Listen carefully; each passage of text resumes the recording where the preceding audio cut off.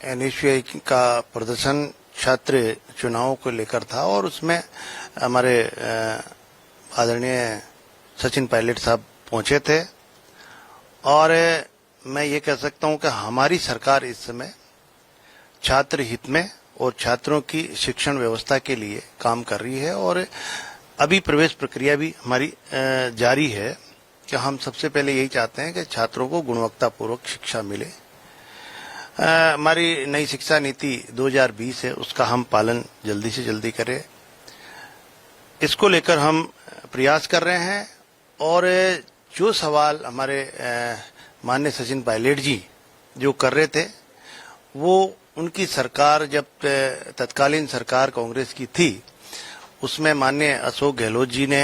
ही चालू किए थे और उनकी सरकार ने उस पर बंद किए हैं, रोक लगाई है। और रोक भी वो तथ्यात्मक कारण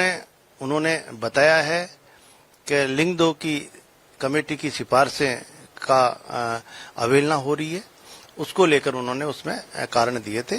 तो उनका समाधान अभी हुआ नहीं और भी ज्यादा अगर कारण पूछें तो वो सरकार इसमें बता पाएगी कि आपने क्यों बंद किए ये और क्यों चालू किए थे।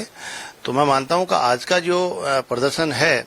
वो माननीय सचिन पायलट जी गहलोत जी के खिलाफ ही है, उन्होंने और उनकी सरकार के खिलाफ है और वो ही इसमें जवाब दे पाएंगे।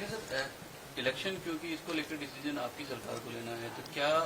आप लोगों ने कोई फाइनल डिसीजन ले लिया है कि इसकी आवश्यकता? देखो, जो कारण उन्होंने बताए हैं उन कारणों का तो अभी कोई समाधान हुआ नहीं है। जो कारण बता के रोक लगाई है उनका अभी समाधान नहीं हो पाया। हम समाधान कर रहे हैं, समय पे शिक्षण व्यवस्था प्रवेश प्रक्रिया समय पे हो, समय पे रिजल्ट आए और अच्छी शिक्षण व्यवस्था हो जाए, उसके बाद में छात्र हितों के साथ हैं हम और छात्रों के हित में ये समाधान हो जाएंगे। उसके बाद में जो भी निर्णय होगा आप तक पहुंचाएंगे और छात्र हित में काम करेंगे। इसका मतलब सर इस सेशन में तो इलेक्शन को हम संभावना ना के बराबर माने कि ऐसा कुछ हो नहीं सकता? देखिए, अभी प्रवेश प्रक्रिया चालू है तो अभी तो कह नहीं सकते, क्योंकि समय कितना रहेगा, क्या रहेगा और कितना समय चुनाव के लिए चाहिए। तो ये तो माननीय हमारे यशस्वी मुख्यमंत्री जी का यही लक्ष्य है कि हम जिस तरह से पिछली सरकार ने छात्रों के हित में काम नहीं किया और छात्रों के साथ कुठाराघात किया गया था, उनके पेपर लीक कर करके बेरोजगार बनाया गया और उन्होंने आते ही हमारे यशस्वी मुख्यमंत्री जी ने एसआईटी गठित करके और उन दोषी लोगों को जेलों में भी डाला और उन बेरोजगारों के लिए रोजगार मुहैया कराने के लिए वैकेंसीज निकाल के रोजगार देने का काम भी कर रहे हैं। और अनेक ऐसे राजस्थान के उत्थान के लिए और छात्रों के रोजगार के लिए जो काम कर रहे हैं, राइजिंग राजस्थान लेकर एक बड़ा समिट किया, तो इससे युवाओं को रोजगार मिले और युवाओं को एक अच्छी शिक्षा मिले, इस पे हमारे यशस्वी मुख्यमंत्री हमारी सरकार काम कर रही है। मतलब सर सरकार का जो फोकस है वो एजुकेशन और एम्प्लॉयमेंट पर है, इलेक्शन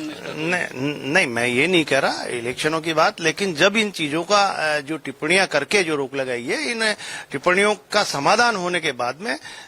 छात्र संघ चुनाव के बारे में जरूर निश्चित रूप से जो भी सरकार फैसला लेगी हम करेंगे। अगर आप ये वीडियो YouTube पर देख रहे हैं तो हमारे चैनल को सब्सक्राइब कर बेल आइकन दबाएं और Facebook पर देख रहे हैं तो हमारे पेज को लाइक करें।